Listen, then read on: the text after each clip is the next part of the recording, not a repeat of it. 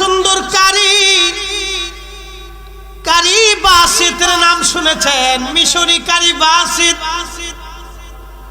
এত সুন্দর লাহান কারি বাসিতের। কিসের কারি বাসিত? কোটি কোটি কারি বাসিতকে যদি এক পাল্লায় দেওয়া হয়, নবীর সাহাবী কারিউল কুজাত হযরত উবাই ইবনে কাবের মতো হবে না। তিনি যখন কোরআন তেলাওয়াত করতেন, আল্লাহর নবী নিজেও মুগ্ধ হয়ে তার তেলাওয়াত শুনতেন। সুবহানাল্লাহ, এত লাহান ছিল। শায়ের রাসূল হাসান বিন সাবিত এত সুন্দর লাহান আল্লাহ তারে দিয়েছিলেন।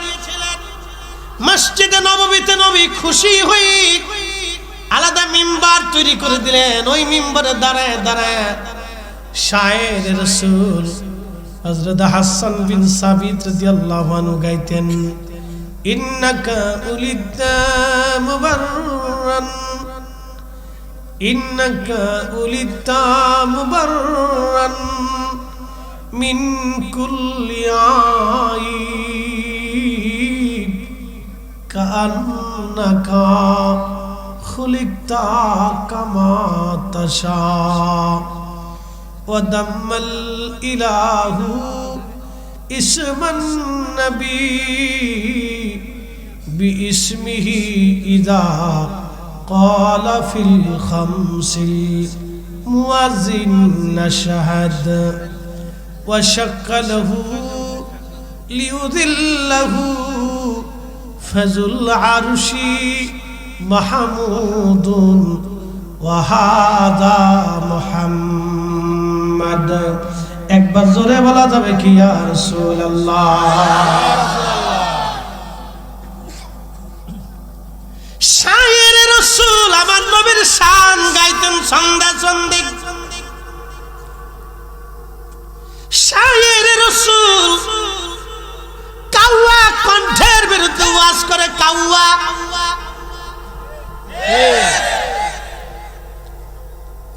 কণ্ঠের মুজিজা দাউদ আলাইহিস সালামকে আল্লাহ দিয়েছিলেন জবুর শরীফ। যখন দাউদ আলাইহিস সালাম পড়তেন, ইমাম ইবনে কাসির আল বাদার মধ্যে তিনি লেখেন, এত সুন্দর সুর জবুর পড়তে যাই একটা সুর উনি দিতেন না, আল্লাহ ৭০টা সুর উনি জবুরে দিতেন। সুবহানাল্লাহ, আস্তে হয়ে গেল না? সুবহানাল্লাহ, ৭০টা সুর উনি দিতেন। একই তেলাওয়াতে ৭০টা সুর আসতো। সুরের এত মোহনা। এখন তোরা মাইক টাইক হইছে, আন্ডার গান্ডার বান্ডার কত কিছু, লেপটা জাপটা এটা টান দেয়, এটা সোরা দেয়, এটা লুটা দেয়। হ্যাঁ, কত সিস্টেম এখন হইছে। দাউদ আলাইহিস সালামের কোন সিস্টেম লাগতো না। এত সুন্দর লাহান, এত সুন্দর সুর আল্লাহ তারে দিয়েছিলেন। জবুর শরীফ যখন উনি পড়তেন, একই তেলাওয়াতে ৭০টা সুর উনি যখন দিতেন, সুরের মোহনাতে পশুরা ছটফট করে মারা যাইতো। একসাথে বলবেন আল্লাহু আকবার। না না, জোরে বলেন, জোরে জোরে জোরে। আল্লাহ জান্নাতের ভিতরে নিয়ে গান শোনাবে। কি শোনাবে? জোরে বলেন। একটা যা মুগা ভাইয়া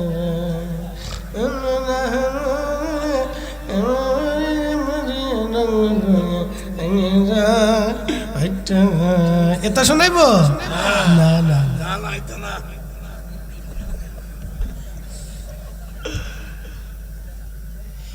এত সুন্দর সুর জান্নাতি, এত সুন্দর গায়িকা। পুরুষে জান্নাতে গান গাবে না, হুর। এত সুন্দর হুর জান্নাতে গান গাবে রে। যারা পৃথিবীতে একটু থুতু নিক্ষেপ করলে তামাম পৃথিবী থুতুর সুঘ্রাণে সুঘ্রাণময় হয়ে যাইত। সুবহানাল্লাহ। ওই হুর জান্নাতে গান শোনাবে স্বামীরে। এত সুন্দর কণ্ঠ হবে, হুরেরা জান্নাতে গান শোনাবে। গান গান গান। আমার দিন কি এমনে যাবে বইয়া প্রাণ মুর্শিদ আমার দিন কি এমনে যাবে বইয়া আমি দিন ভিখারি পারের তরি ফালাইছি হারাইয়া প্রাণ মুর্শিদ আমার দিন কি এমনে যাবে বইয়া পার ঘাটাতে তুমি পারের নাইয়া প্রাণ মুর্শিদ আমার দিন কি এমনে যাবে বইয়া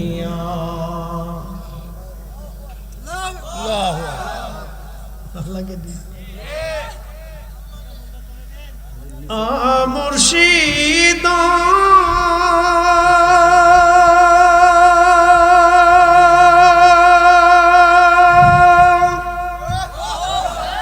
পার হইতে পার ঘাটাতে ঘাটে দেখি যাইয়া রে ঘাটে দেখি যাইয়া কত আশেক জনে পার হইতাছে কত আশেক জনে পার হইতাছে প্রেমের সারি গাইয়া প্রাণ মুর্শিদ আমার দিন কি এমনে যাবে বইয়া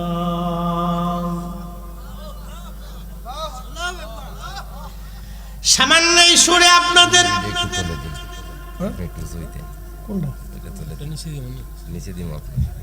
দেখি তাই তো আর গেলে আবার লাগল পাইতো না জ্বালা আছে থাক এমনি ফিসে রয়েছে থাক ফিসে দেওয়াতে আমি সোজা হয়ে গেছি আর কি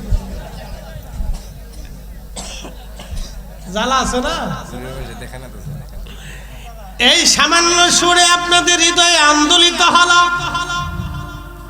জান্নাতের সুর এত মধুর সুন্দরী রমণী আপনার বিবি স্ত্রী হুর যখন গান গাবে তখন তো কেমন লাগবে আপনি একটু চিন্তা করেন আমরা দেশে টিকটক করা বেডি না এই কথা কর না আন্ডা গান্ডা ভাষা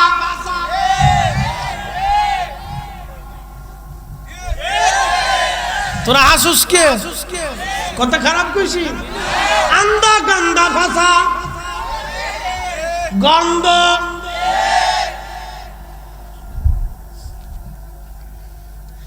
এই বাড়ি জান্নাতে গান গাবে না যাদের থুতু পৃথিবীতে আসলে সারা পৃথিবী সুগন্ধে মাতোয়ারা হয়ে যাইতো এমন রমণী আপনার স্ত্রী হবে যারা সতী সাধবী পবিত্রা হবে পৃথিবীর কোন চোখ কোনদিন দেখে নাই হৃদয় কোনদিন অনুধাবন করে না এত সুন্দর হবে তারা দাউদ আলাইহিস সালাম জান্নাতের ভিতরে দাউদ নবী জবুর শরীফ পড়তেন সুরের মোহনায় পশুরা মারা যাইতে এত কণ্ঠ ছিল আল্লাহ কিয়ামতের ময়দানে দুনিয়াতে যত কারি হবে সব কারীরা কিয়ামতের ময়দানে উবাই ইবনে কাব রাদিয়াল্লাহু আনহুর পিছনে দাঁড়াইয়া হাসরের ময়দান কায়েম হবে দুনিয়াতে যত ন্যায় বিচারক পৃথিবীতে যারা ন্যায় বিচার করছে ন্যায় বিচার যারা করছে কিয়ামতের ময়দানে হযরত ওমরের পিছনে তাদের জায়গা হয়ে যাবে আর যারা ন্যায় বিচার করে নাই চোখ মাইরে দিয়ে বিচার করছে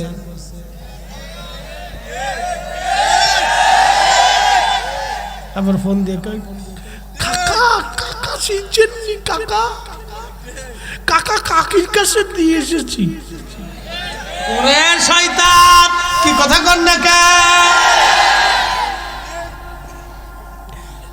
এই বিচার যারা করছে রে তাদের জায়গা হবে ফেরাউনের সাথে ও ফেরাউন কাকুর সাথে তার জায়গা হবে দুনিয়াতে যারা ন্যায় বিচার করছে তাদের জায়গা হবে হযরত ওমর রাদিয়াল্লাহু আনহুর সাথে। দুনিয়ার সব আশিক রাসূলদের জায়গা হবে হযরত বেলাল রাদিয়াল্লাহু আনহুর সাথে। সুবহানাল্লাহ। হবিগঞ্জবাসী মনোযোগ দিয়ে কথাগুলি শুনে যাবেন। পৃথিবীর সব জাহিদ ওলি যারা ছিলেন কিয়ামতের ময়দানে হযরতে আবু যর গিফারি রাদিয়াল্লাহু আনহুর সাথে তাদের জায়গা হবে। বলে হুজুর কারণ কি? আবু যর গিফারির জীবন তো জানি না, কেন তার সাথে যারা জাহিদ ওলি ছিল তাদের জায়গা হবে, কারণ কি? সাহাবীদের মধ্যে একজন সাহাবী, তিনি আবু যর গিফারি, তিনি মুজাহাদা করেছিলেন, দুনিয়া বিরাগী সাহাবী ছিলেন। তিনি নির্জনে নিভৃতে একাকী আল্লাহর ইবাদত করে সারা জীবন তিনি কাটিয়েছিলেন। এই জন্য দেখবেন দুনিয়ার যত ওলিরা অনেক সময় দুনিয়া বিরাগী হইয়া তারা জঙ্গলে যাইয়া পাহাড়ে পর্বতে নীরবে নিভৃতে আল্লাহর ইবাদতে তারা দিন কাটাইতো। কথা বলেন ঠিক কিনা?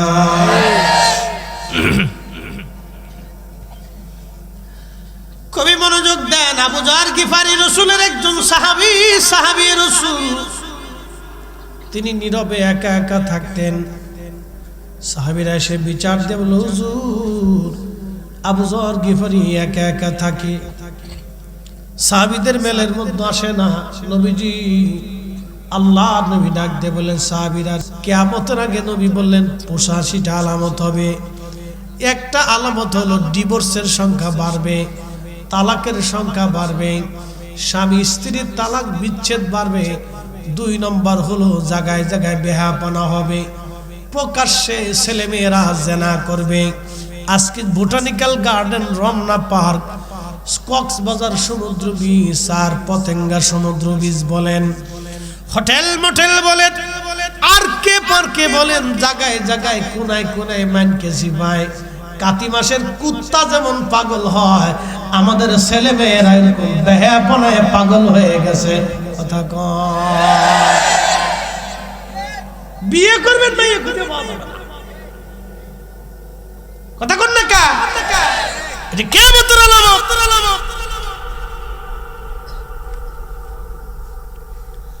প্রকাশ্যে যুবক যুবতীরা জেনা করবে। মাঝে মধ্যে দেখা যায় মোটর সাইকেলের পিছনে জন্ডিস।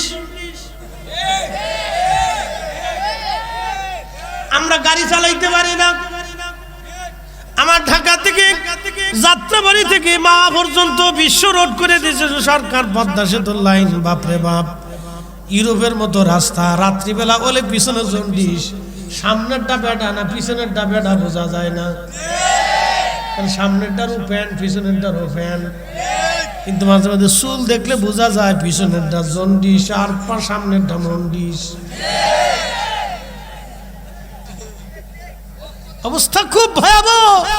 এটা কিয়ামতের আলামত। কথা কন না কা? কিয়ামতের আলামত। চলতেছে রানী রানী, ঈমান রাখা দুষ্কর। ওদের জ্বালা গাড়ি চালান যায় না পদ্মা সেতুর রাস্তা।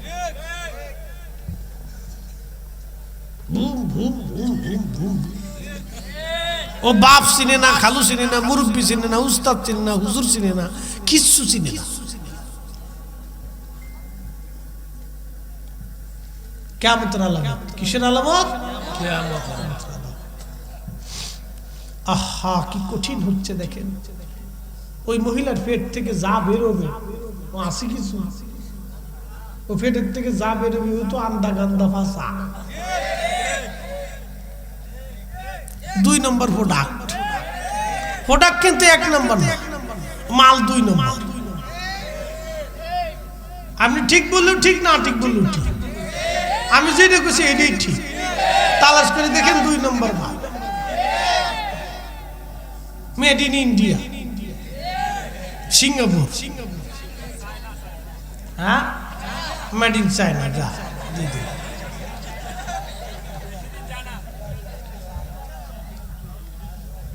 ওয়ান টাইম ফরার সাথেই শেষ। ওটা আর খুঁজে পাওয়া যাবে না। কিয়ামতের আলামত। যারা বলেন কিসের আলামত? আমার রাসূলের কথা মিথ্যা হবে না? কথা বলেন, মিথ্যা হবে? সব কয়টাই সত্য, ঠিক কি না? জীবনে মিথ্যা বলেন, যাহা বলেছেন সত্য বলেছেন। হবিগঞ্জবাসী মনোযোগ দিয়ে শুনিয়া যান।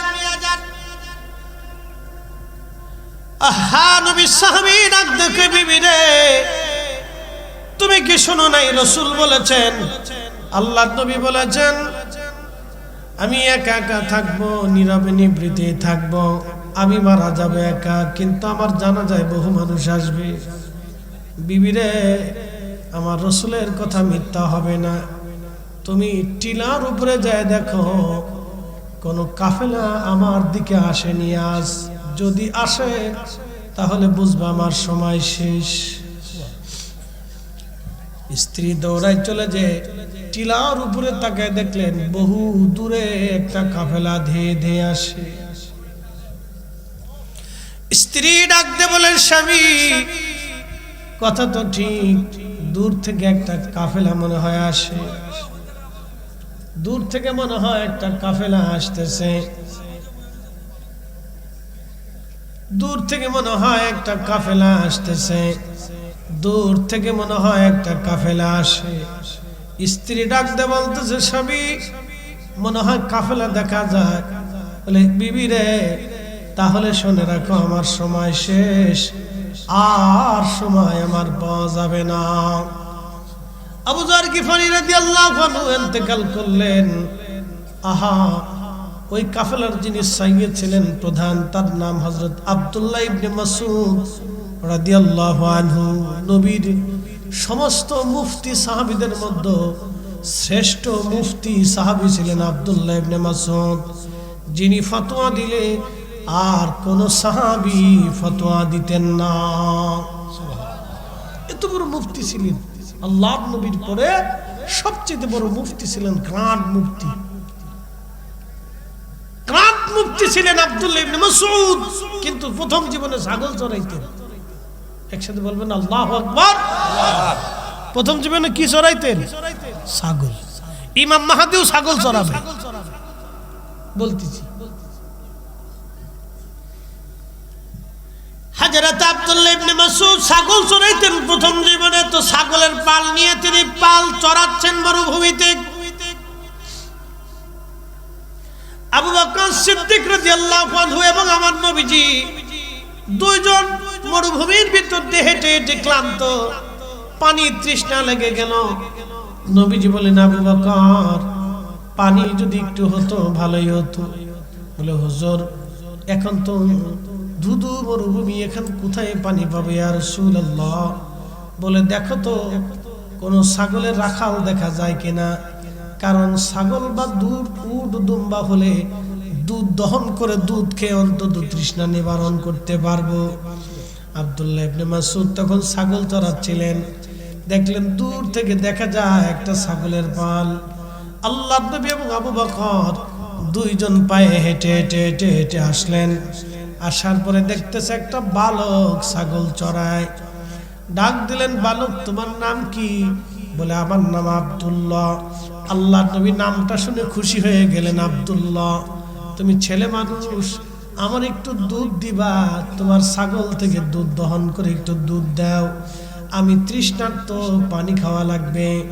আব্দুল্লাহ ইবনে মাসউদ ডাক দিয়ে বলতেছেন, আপনি কে? আপনাকে চিনি না, তবে আমি আপনাকে দুধ দেব না, কারণ ছাগলের মালিক আমি না, আমি রাখাল মাত্র, মালিকের অনুমতি ছাড়া আমি দুধ দিতে পারবো না।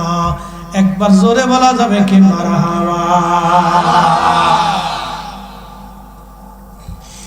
তেলের গাড়ি তেলে চলি,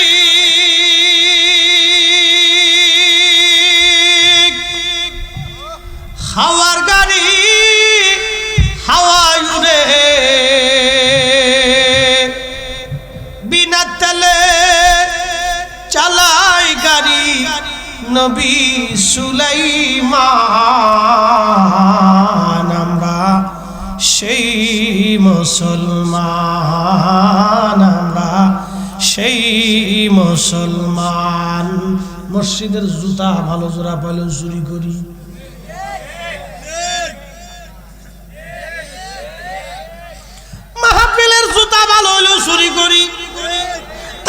এক টুপলার জায়গা 3 টুপলায় ঢুকাই ঠিক ইন্দে ঢুকে দেখতে ইন্দে ঢুকে দেখতে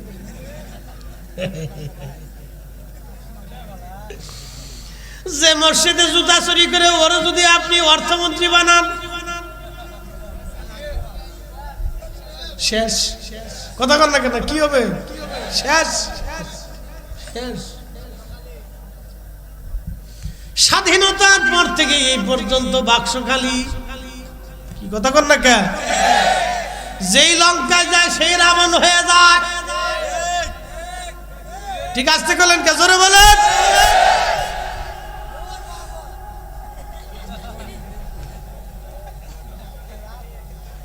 যেই ক্ষমতায় যায় সেই খালি ধান্দা খুঁজে কোনে ধান্দা করা যায় কিন্তু শুনে যান সেই দিন সাহাবী রাসূল তখনও সাহাবী না কেবলমাত্র বালক ডাক দিয়ে বলতেছে আমার নবীরে তখনও চিনে না আপনি কে চিনি না কিন্তু শোনেন ছাগলের মালিক আমি না ছাগলের মালিক আর একজন আমি রাখাল আমি মালিকের অনুমতি ছাড়া ছাগলের দুধ আপনাকে দেব না একসাথে ধরে বলা যাবে কি আল্লাহু আকবার আর আমরা জমিনের আইল ছিলি আইলি কয় তুমি আমার কুবাও কে তোর সোজা করতেছি সোজা করতে করতে এক হাত আইল দিয়ে কাটতে কাটতে সাইলেন্স জীবনে ফেলছে আইল চিনা তো না এটা আইল না লাইল না খাইল না পাইল কি কিচ্ছু বোঝা যায় না ঠেলতে ঠেলতে আইলের জাল শেষ আমি দেশে গেছি আমি তো জমি জমা দেখার সুযোগ নাই বড় ভাইকে একটু ঘুরে ঘুরে আই গেল পশ্চিম পাড়া থেকে তো পশ্চিম পাড়া আমাদের অনেক জমি আছে তা দেখতে গেছি আইল ঠেলতে ঠেলতে আইল থাকবে সোজা এমনি বাঁকা করে হেলছে আমি বললাম কাকা আইল এরকম বাঁকা হলো কে ওইরকমই ছিল আমি বললাম যে কাকা ছোটকাল থেকে তো সোজাই দেখছি আজকে হঠাৎ বাঁকা হয়ে গেল গা আব্বা থাকতে দেখছি সোজা তো আব্বা মারা গেছে আমি ক্লাস 3-তে থাকতে তখনই তো আব্বার সাথে আসতাম আমি তো তখন সোজা দেখছি তো বাঁকা হইল কে না বাঁকাই ছিল বাঁকাই এটা আমি পাই কাকারে যদি আপনি পান তো বাঁচাই দিলেন আর যদি না পান কিয়ামতের ময়দানে জমি কিন্তু আমাকে বুঝাই দেওয়া লাগবে পরের তারিখ যায় দেখলাম সোজা হয়ে গেছে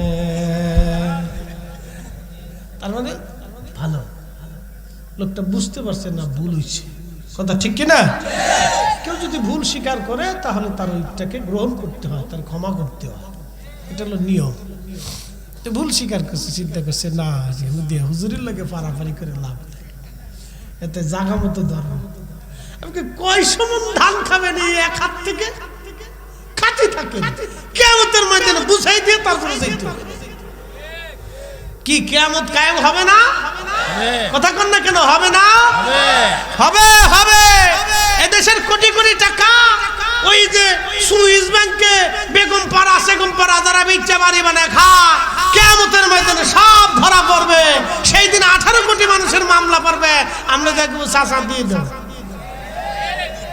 কি কথা কন না কেন কাকা দিয়ে দাও আজকে বুঝাই দাও ফাজলিমি চলবে না আজকে দিয়ে দাও সেই দিন আমরা না পাওয়া পর্যন্ত ছাড়ব কাউকে ছাড়তেছি ও পাকিস্তানের আগেও না পাকিস্তানের পরেও না এখনো না আগামী তো প্রিয় উপস্থিতি খুব মনোযোগ দিয়ে হযরতে আবু যর গিফারি রাদিয়াল্লাহু হযরত আব্দুল্লাহ ইবনে মাসউদ ডাক দেখায় আমি দুধ দেব না নবীজি বললেন আব্দুল্লাহ রে খুবই সুন্দর কথা মালিকের অনুমতি ছাড়া তুমি দুধ দেবা না এটা তো সুন্দর কথা তাহলে একটা কাজ করো যে ছাগলের দুধ দেয় ওই ছাগলের দুধ দহন করার দরকার নাই যে ছাগলের বাচ্চা হয় নাই এখনো দুধ হয় নাই উলানি হয় নাই ওই ছাগলটা আনো আমি দুধ দোয়াই নেই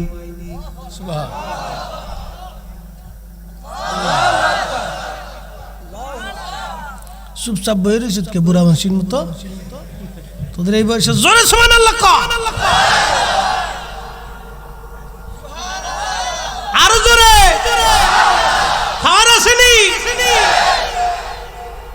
দেশের মসজিদে কম, তুমি তো রাসূল তোমার মতো, তুমি পাড়ার দুধ দুয়া দাও। কি কথা কর না, তুই যদি ভারস তো পাড়ার দুধ দুয়া, তুই ভারস নি কে কথা খারাপ কইছি? পাড়া কি কোনো গালি? যেটা বিশেষ কাটা না, এদের ফাটা হয়ে যায়, এটা অটোমেটিক ফাটা হয়ে যায়। আগার কাশি দেগার পাড়া তোলালো, তবু পাড়ার ভব খাসলাত না গেল। এর অর্থ হলো যার যেরকম খাসলাত সে ওই খাসলাতেই থাকে, খাসলাত তার পরিবর্তন হয় না। কয়লা ধুইলে ময়লা যায় না। ওই যে বেচরিত্র, যেটা বেহাইয়া নজদি হয়ে গেছে, হাজার দলিল দিলেও সে মানবে না, বুঝবে না। কথা কোন ঠিক কিনা? আমারে রে চিনি সারা শাকা দাম বাড়ার পরে তো আমি যা চিনি খাবো না, যা খাইলাম। কি হয়েছে তাতে? চিনি ছাড়া চা খাই ভালোই লাগে, আর চিনি দেখালে মজা লাগে না। ডায়াবেটিস নেই, আজকে টেস্ট করে এসেছি হবিগঞ্জতে, 5.5 না 6, তোমরা ডায়াবেটিস নেই। হাজে যাওয়ার আগে মাপছি, তাও 5 পয়েন্ট। আমার ওই ডাক্তার, ইসলাম ডাক্তার একদিন মাপছে 16 পয়েন্ট। আপনার তো ডায়াবেটিস। ধুর, গত বছর মাপছে 16 পয়েন্ট। আপনার তো ডায়াবেটিস।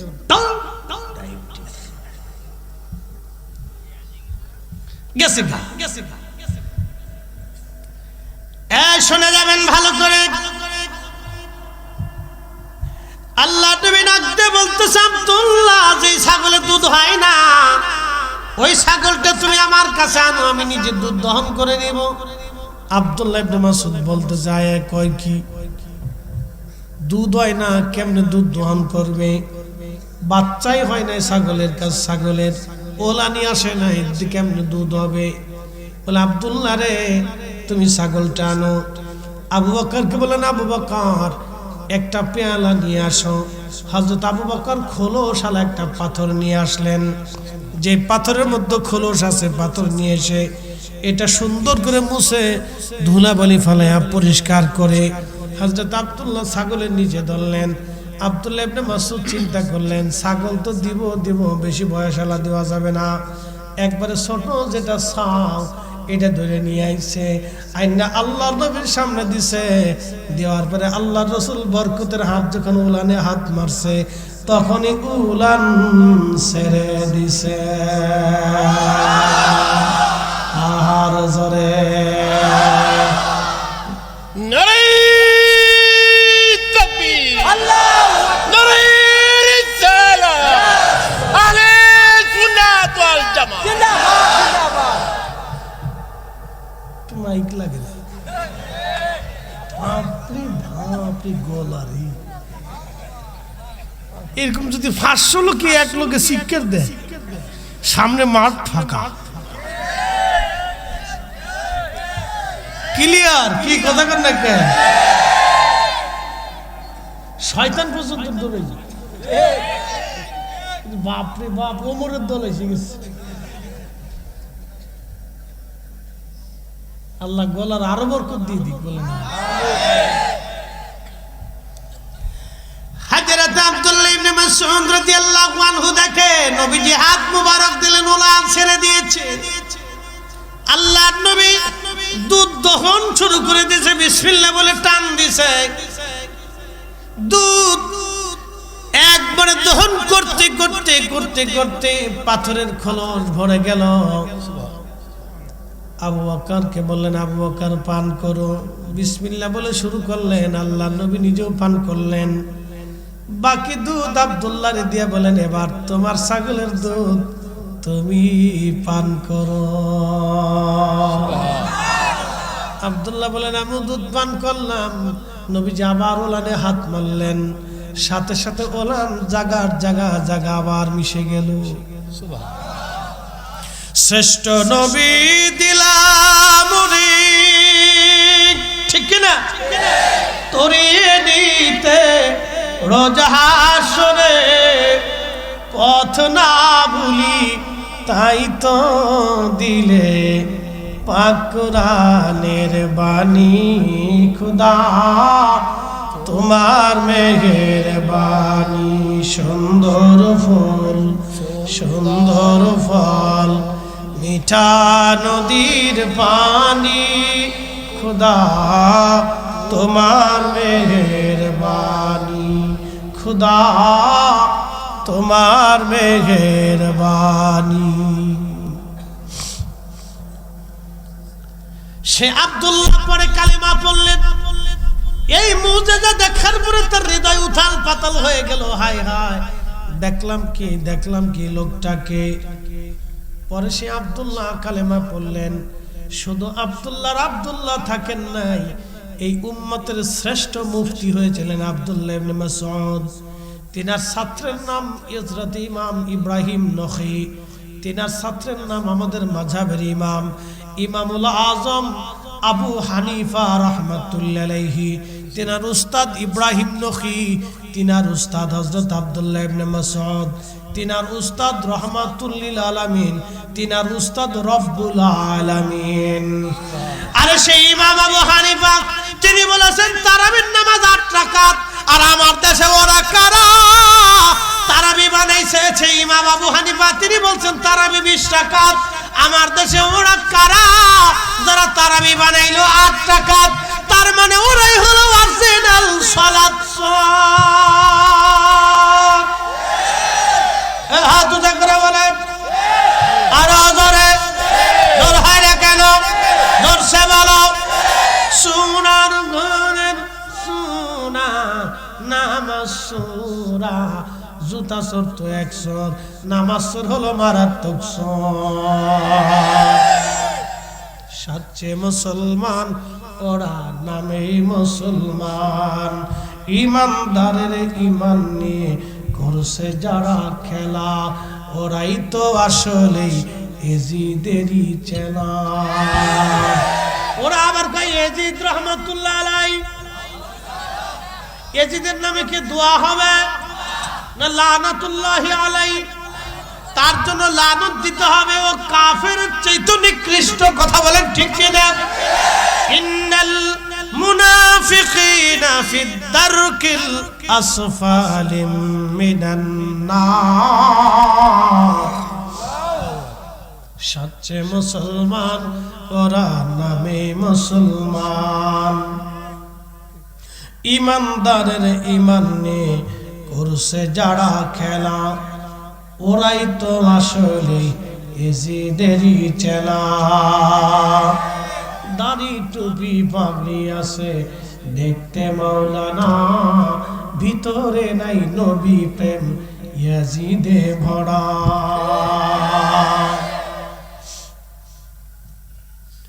আমি গানবাসী মনোযোগ দিয়ে শুনিয়া যাবেন। হযরতে আব্দুল্লাহ ইবনে মাসউদ তিনি বিরাট একটা কাফেলা নিয়ে রাস্তা দিয়ে যাওয়ার সময় তিনি আবু যর গিফারির খবর পাইলেন। কাছে গেলেন, তিনি ইন্তেকাল হয়েছেন। তিনি গোসল করাইলেন, কাফন দাফন পড়াইয়া আরো অনেক সাহাবী এবং তাবি সহ তিনি ওইখানে কবর খনন করলেন। হযরত আবু যর গিফারি রাদিয়াল্লাহু আনহুর কবর দিলেন, জানাজা হলো। নবী বলেছিলেন আবু যর একা একা থাকবা, একা একা মারা যাবা, কিন্তু তোমার জানাজাতে বহু মানুষ আসবে। সে আবু যর দুনিয়া বিরাগী মুজাহাদা করেছিলেন, তিনি জাহিদ ছিলেন। পৃথিবীর সমস্ত বড় বড় ওলি জাহিদ ওলি যারা ছিলেন তারা সবাই কিয়ামতের ময়দানে আবু যর গিফারি রাদিয়াল্লাহু আনহুর পিছনে দাঁড়াবে। তার সাথে তাদের হাসর নাসর একসঙ্গে হবে। দুনিয়ার যত বীর মুজাহিদ যোদ্ধা, বীরের যোদ্ধা যারা ছিল, কালেমার জন্য যারা জিহাদ করেছে, লড়াই করেছে, শহীদ হয়েছে, আল্লাহু আকবার, কিয়ামতের ময়দানে তারা হযরত আলী রাদিয়াল্লাহু আনহুর সঙ্গে তাদের হাসর নাসর হয়ে যাবে। একসাথে জোরে বলা যাবে কি মারহাবা।